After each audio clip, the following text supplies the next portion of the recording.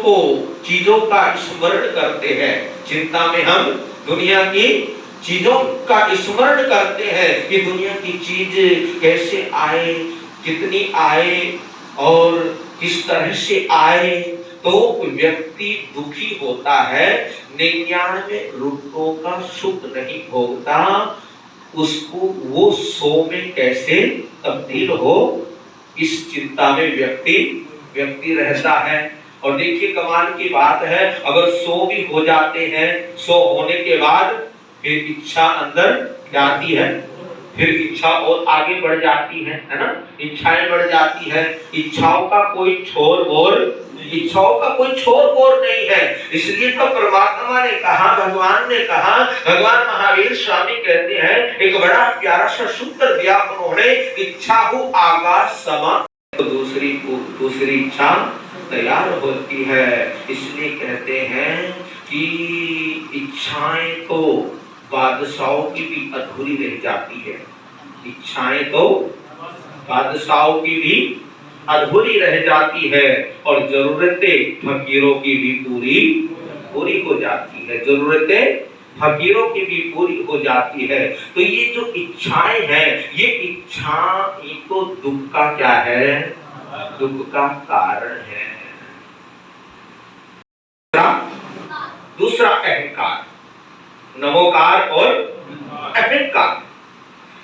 कहते हैं कि जहां पर नमोकार होगा वहां पर अहंकार हो ही नहीं सकता, क्योंकि नमोकार मंत्र के अंदर क्या है, झुकने की प्रेरणा है। किसकी प्रेरणा है? झुकने की प्रेरणा है। तो इसलिए कहते हैं कि जहां पर नमोकार होगा वहां पर अहंकार नहीं हो सकता, और जहां पर अहंकार होगा वहां पर नमोकार नहीं हो सकता। सेवा चरण वदना से अहंकार टूटता है। इच्छाएं उस आकाश की तरह अनंत है। किसकी तरह? उस आकाश की तरह अनंत है, जो आकाश कभी भरता नहीं है, और आदमी की इच्छाएं भी कभी पूर्ण नहीं होती है। आदमी की इच्छाएं कभी पूर्ण नहीं होती है। इसलिए तो कहते हैं भगवान में और इंसान में यही तो अंतर है।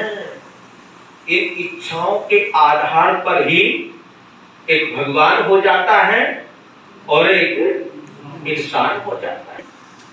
अगर भगवान के अंदर इच्छाएं आ जाए, किसके अंदर आ जाए? अगर भगवान के अंदर इच्छाएं आ जाए, तो उन इच्छाओं के आधार पर भगवान इंसान बन जाता है। भगवान के अंदर क्या आ जाए? अगर भगवान के अंदर इच्छाएं आ जाए, तो उन इच्छाओं के आधार पर भगवान इंसान बन जाता है। अगर इंसान के अंदर से इच्छाएं निकल जाए तो इंसान भगवान बन जाता है। 99 को वो 100 कैसे होंगे, वो 100 कैसे होंगे, उस चिंता में आदमी क्या हो जाता है? बोलो दुखी होता है, परेशान होता है, खुद भी दुखी होता है और दूसरों को भी क्या करता है?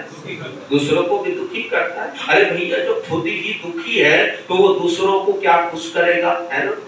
दूसरों को क्या खुश करेगा? अगर वो खुश है तो तभी दूसरे को क्या कर सकता है? वो खुश कर सकता है।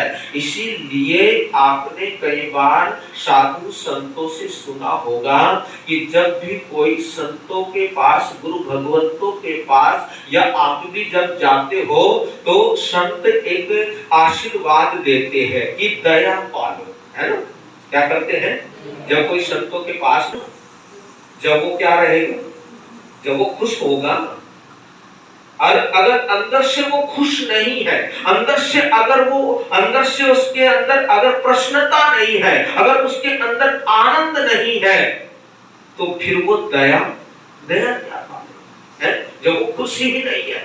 लेकिन आपने सुना होगा हमारे गुरुदेव सर्वधर्म दिवाकर वाणी के जादूगर पूज्य गुरुदेव श्री रमणीक मुनि जी, खुश रहो।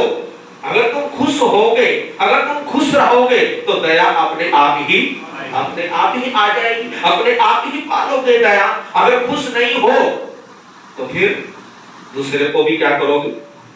दूसरों को भी दुखी करोगे, दूसरों को परेशान करोगे। इसलिए तो महापुरुष कहते कि भैया जो तुम्हारे पास है वही तो तुम दूसरों को बांटोगे। अगर तुम्हारे पास गम है तो गम ही बांटोगे, अगर तुम्हारे पास खुशियां हैं तो खुशियां ही बांटोगे। जो तुम्हारे पास है वही तो दूसरों को आप दोगे। तो आर्त ध्यान, रुद्र ध्यान में क्या होता है?